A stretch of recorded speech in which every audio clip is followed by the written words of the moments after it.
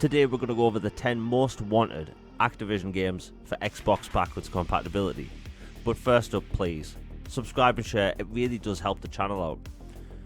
So Xbox now owns Activision Blizzard, and this is when things start to get really interesting. You see, I believe we're going to see a new batch of Xbox 360 games backwards compatible on modern Xbox hardware. Over the past 20 months, I've made a list of the 10 most requested titles for backwards compatibility by Activision, and there's a lot of cool games here, and I think we could see every single one of these backwards compatible. Anyway, I hope everyone enjoys the video.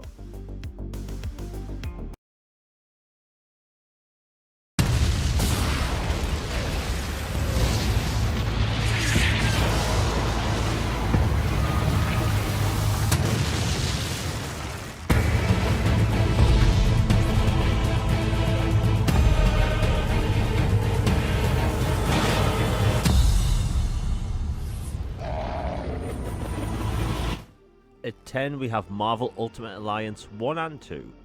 These are some absolute beloved games, and when it comes to most requested backwards compatible games, these Marvel titles are mentioned all the time. Going out, picking out your own squad, going on missions, playing the game your way with your characters, and we haven't really had games like this, and I think a lot of people would love to revisit these, now I'll call classics.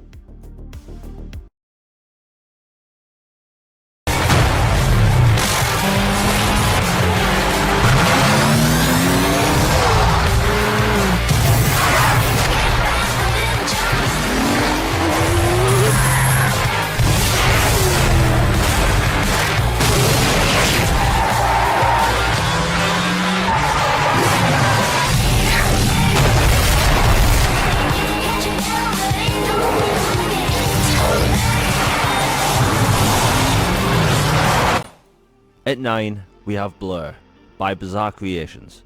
This has to be the most underrated racing game I've ever played. You see, they did something different in this game.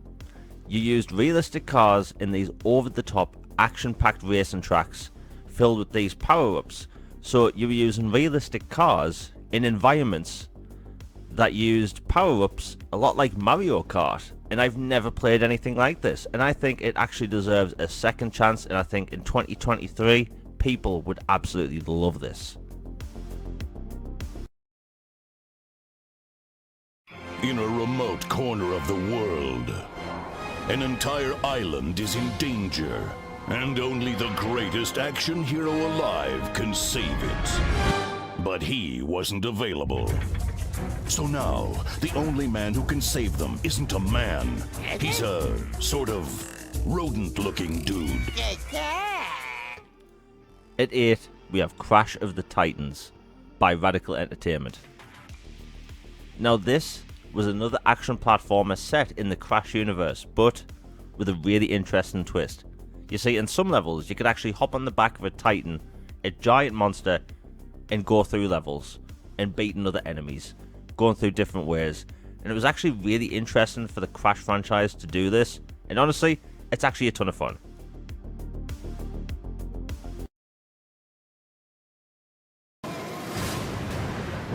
Each dimension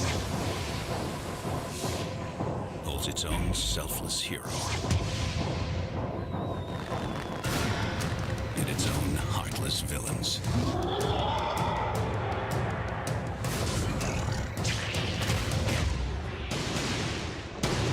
This is mine. At 7, we have Spider-Man Shattered Dimensions. Now in this game, an artifact has been split across multiple dimensions, causing absolute chaos, and Madam Web has assembled a team of 4 different Spider-Men to save each universe. Now you can play as Amazing Spider-Man, Spider-Man Noir, Spider-Man 2099, and Ultimate Spider-Man, and each character plays completely differently in their own universes, and personally, Spider-Man 2099 is possibly the best part of the game.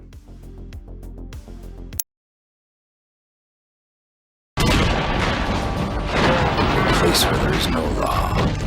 Now let's have your guns.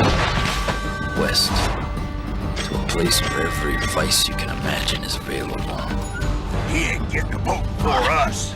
Your will to survive will take you a long way. Hang him in the morning. Come on, shoot the rope! I am Colton. Gun. It's my story. At 6, we have Gun. Now in this game you play as Colton White, a man that's on a path of vengeance for the people that wronged him. Now in this game, it's open world, it's ambitious, it has set pieces. This was basically the Red Dead Redemption before Red Dead Redemption.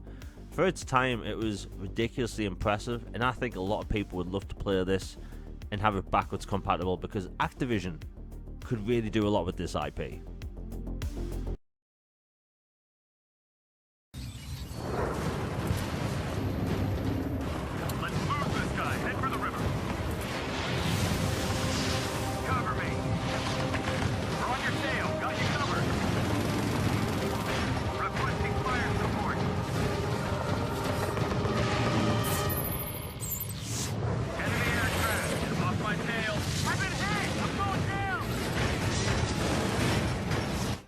At 5, we have Enemy Territory, Quake Wars. Now in this PvP first-person shooter prequel to Quake 2, each match takes place on an absolutely massive battlefield, but with a twist. You see, you could actually command AI characters on the battlefield, so there's lots of vehicles and enemies spread all over the place. It was truly ahead of its time. Even modern games tried to emulate what this game was doing back then. And I think a lot of people would love to play this again. And with Activision and Bethesda being under Xbox, they can get the deal done.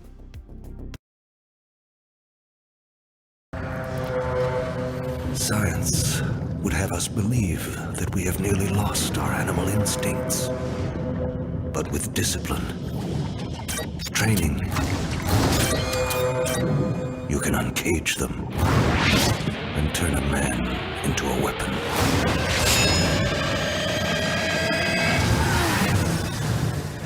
You wanted the animal, Colonel.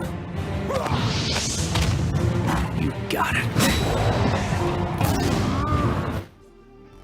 At 4, we have X-Men Origins, Wolverine. Now this is a million times better than the movie. It's a third-person action-adventure game with over-the-top environments, set pieces, and the action is just great. It's arguably one of the best superhero games ever made, but not a lot of people talk about it because it's stranded on old hardware. I believe Activision and Xbox could work together, get the license done, and make this game available on new platforms for Xbox. And Hugh Jackman also returns for the role, and his performance is genuinely great. I really hope and think we could see this again. I don't know how these weapons were made, or how the veil was found. But I can use both to destroy my enemies. And that's all that matters.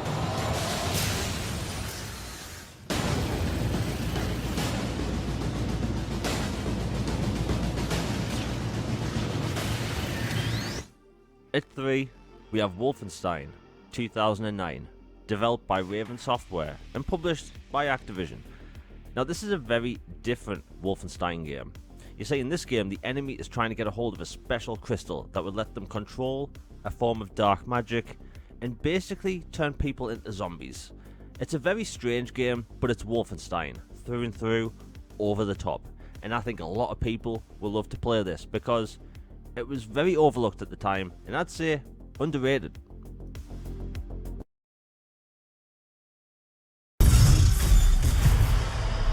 Our tragic war has ravaged Cybertron.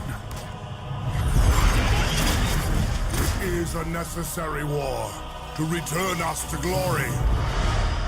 The Autobots will never sacrifice freedom.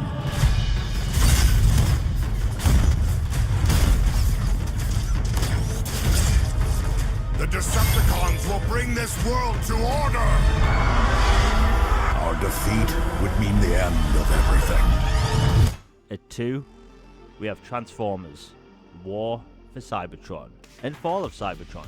These are two third-person, over-the-shoulder shooter games where you play as the Autobots and the Decepticons. The story is about Megatron finding Dark Energon, the power source of the Transformers, where he wants to use the power to return Cybertron back to its glory. But Optimus Prime thinks it could be the end of the planet as they know it. Now, you play both sides of this conflict, and I've heard nothing but good things about this over the years. Both games, actually. And the thing about this game, people mention it every single time Activision's brought up. So there's a lot of people that want to go back to these, and I think backwards compatibility would make these games massive again.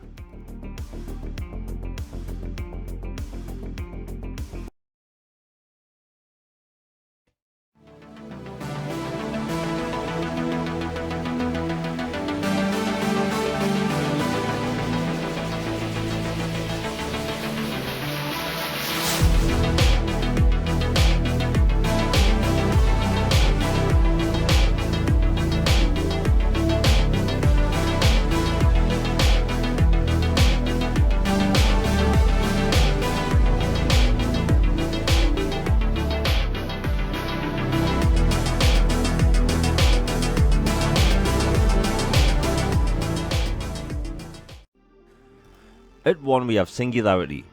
This is a first-person shooter set in an alternative World War II where you have to fight the past to save the future.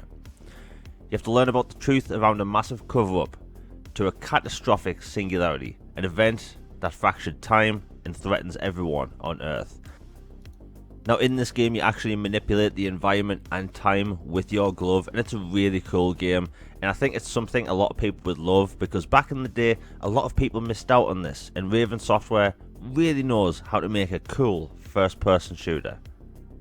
Now, the possibilities are endless when it comes to Activision and Xbox teaming up, and we're just getting started.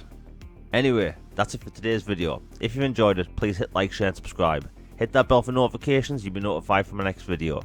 All Things Xbox podcast is on Tuesdays, where we talk about everything Xbox in the gaming space. Now, I've been wanting to get back to weekly videos for a long time now, and as you can see, I'm getting there. Now, with the Activision deal closing, I have a lot of cool things planned, and you want to stay tuned. Anyway, I hope everyone has a good day. I'm out. Peace.